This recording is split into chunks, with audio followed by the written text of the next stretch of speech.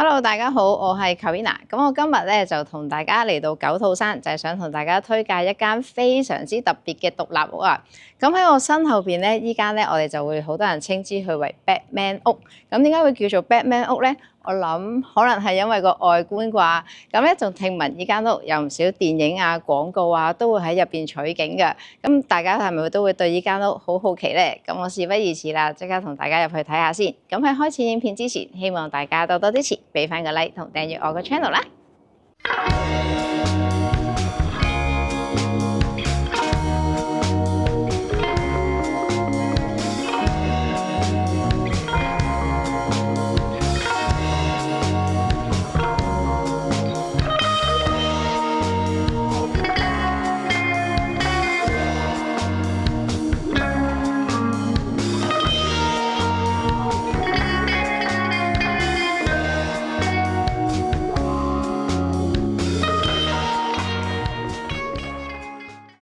我哋入到嚟單位就可以見到一個非常之方正嘅客飯廳，再連埋廚房，連成一線。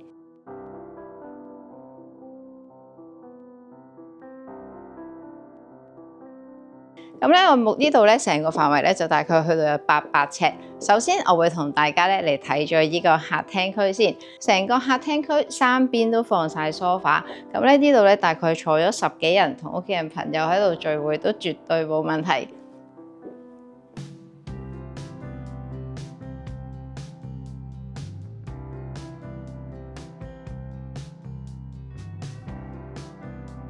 好啦，轉眼翻到嚟，想同大家介紹飯廳嘅時候咧，因為貓咪咧太黐身啦，所以而家帶埋貓咪上鏡，同大家繼續介紹先。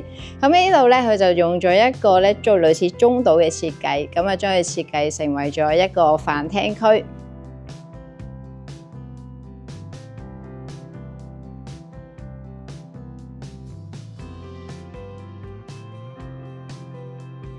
過到嚟呢邊就會係一個開放式嘅廚房。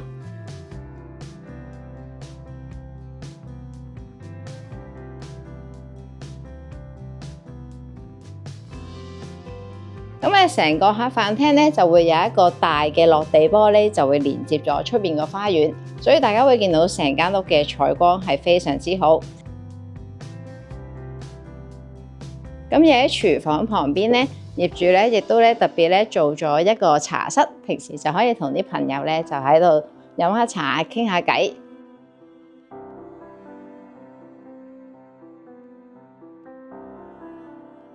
我哋再行返嚟後邊呢度啦。喺嗰個尾端咧，呢度咧就會有一個洗手間啦，方便有賓客嘅時候就可以用洗手間。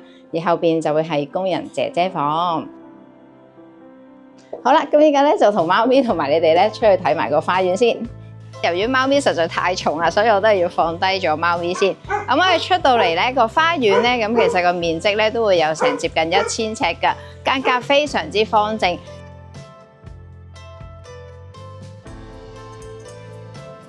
而喺後邊咧，業主咧亦都做咗一個大嘅魚缸啦，一個長形嘅魚缸，好似去咗水族館咁。但係我哋今次咧就喺度欣賞啲錦鯉，聽聞有幾條仲要係攞過獎添㗎喎。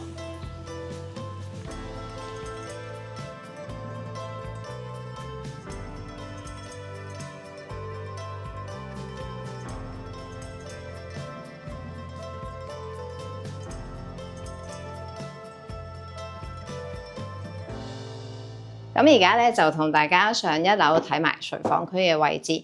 首先咧就會同大家睇咗呢間書房先。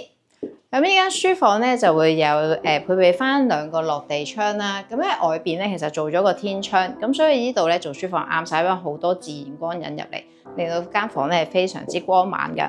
而喺後邊咧亦都會做咗一大排櫃，一個儲物空間係非常之夠。喺呢一層咧就會有3間睡房。我哋就再過嚟。未睇睡房之前咧，呢一邊就會係浴室嘅位置。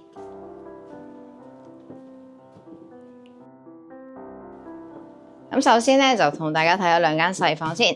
第一間睡房咧就會係一個長形嘅設計啦，一邊做翻寢區，另一邊咧就會放咗一大排衣櫃。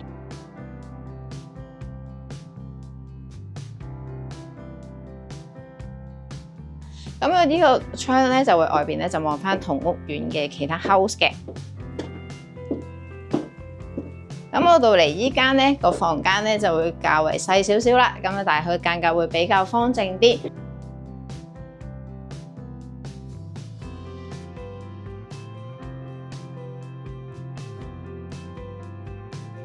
最後就同大家去睇個主人房啦。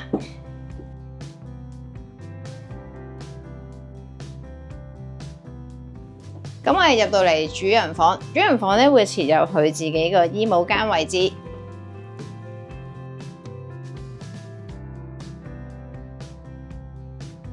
跟住再入到嚟嘅主人房，除咗放完雙人床之後咧，呢度咧都仲可以放翻一個搖搖凳啦，成個空間係非常之闊。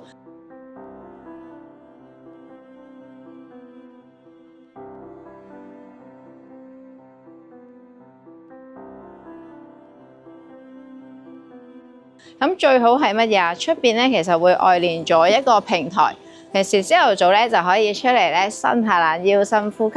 晏晝嘅話咧就可以喺度飲翻杯咖啡。而過翻嚟呢邊咧，外邊咧我哋呢度咧其實就會望翻落去我哋駿景園同埋馬場嘅位置，遠望翻嘅山景。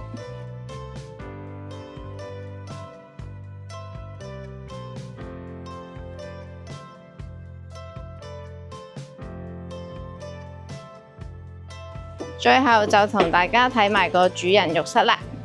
個主人浴室嘅空間都係非常之寬敞，咁咧就基本嘅5件套啦。咁喺呢度咧都會可以擺到一個鵝蛋型嘅大浴缸。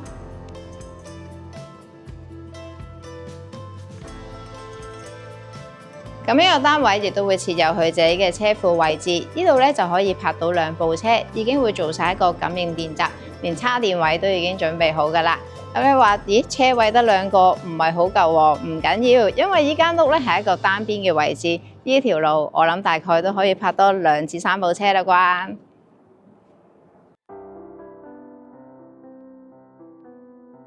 同大家介紹完呢間 Batman 屋，唔知大家覺得點樣呢？歡迎喺下邊留言話俾我聽。咁呢個單位咧喺樓市高峰嘅時候咧，個銀行估價係高達6000萬。而家3000萬都唔使，你就可以擁有呢間咁靚嘅 Batman 屋啦。如果想了解呢個單位更多資訊，歡迎隨時撳翻下邊嘅鏈接聯絡翻我。最後，如果大家中意呢條片嘅，就希望大家多多支持，俾翻個 like 同訂閱我個 channel 啦。我哋下條影片再見，拜拜。